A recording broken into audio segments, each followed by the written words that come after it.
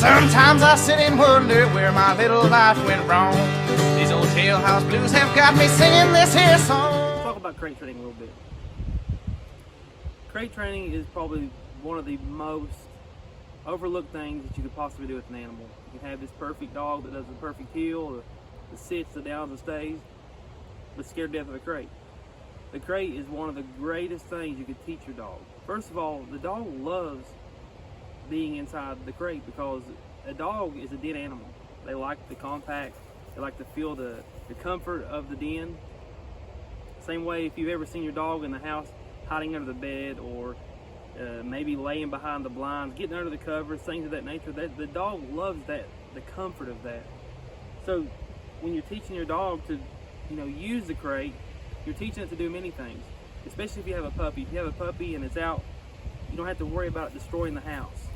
You're conditioned to stay inside the crate. The crate's a home for the dog. A dog spends a lot of his time sleeping throughout the day, but if you allow the dog to roam around the house and do all these things, then that's when you have all your issues. That's when you have your potty places in the house. That's when you have them chewing on your furniture, chewing on things they shouldn't be on, ingesting things that could possibly kill them or harm them, many different things.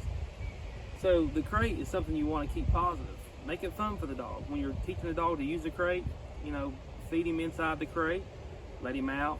When you're putting him up throughout the day, you want to put him in the crate all throughout the day if you're home, or put him out, just randomly while you're home. That way you don't have to worry about the dog associating that the crate. You always want to make the crate positive. It's the best thing you can possibly do for the dog, especially if you have emergency and you got to put the dog in the car and you don't have to worry about being able to wrestle the dog into some kind of thing. You put the dog in the crate and understands, okay, it calms me down. It helps with anxiety for these dogs. It helps you to be able to put them on a schedule for using the restroom. That way you don't have to worry about it happening in the house. If I put my dog in the crate, I know he's safe. I don't have to worry about where my dog's at or what he's doing. I don't recommend on leaving your dog in a small crate for a super extended period amount of time, but you can't leave them there for a few hours. It doesn't hurt as long as they have water and you're supervising when they eat their food. I don't recommend, on leaving any toys or even any beds inside their house in case they get anxious and get bored and they want to start chewing on it or something like that. We don't want that. So if you can find a really thin pad to put in or something, a lot of dogs, by allowing them to have this comfort inside their crate, being able to come in, relax, chill out. The first couple of nights are not going to be very simple or not very nice with the dog. They're going to bark, they're going to cry, they're going to whine. You just have to tough through it. Same way with putting your child into a crib. Put them in the crib, they're going to cry. Make sure they're okay. If they're okay, leave them alone. Let them figure it out. Once they figure it out, they'll love it. They'll never want to go anywhere else but the crate. If you train your dog to the first thing it does when it comes in the house is go into the crate, it's perfect.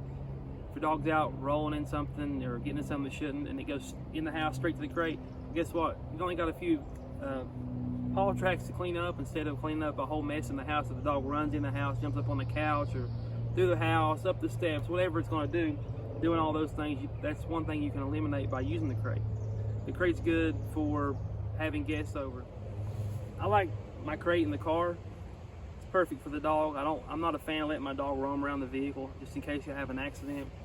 I want a good sized crate for the dog, excuse me, in case of an accident. If the vehicle, for God's sake, it flip or something like that. If you have these large crates for these dogs, then it's no different than having the dog run loose in the car because they're being able to flip, twist, toss, and turn inside the vehicle. So the proper size crate is another big thing, another issue. A lot of people I get a lot of questions online of my dog stays in the crate, blah, blah, blah. But they buy a huge crate and the dog is still using the bathroom in a crate. So the dog has all that room. We don't want to give your dog that much room to be able to do all these crazy things and use the bathroom inside the crate. You want a crate just big enough the dog can go in and turn around and lay down. Because if you have these huge crates, there's no difference in the dog being out in the open because they have all this room to move and it'll allow them to use the bathroom inside the crate. Most dogs won't use the bathroom in the crate if it's small because obviously they're not going to want to be able to have to lay in that or be in all the feces.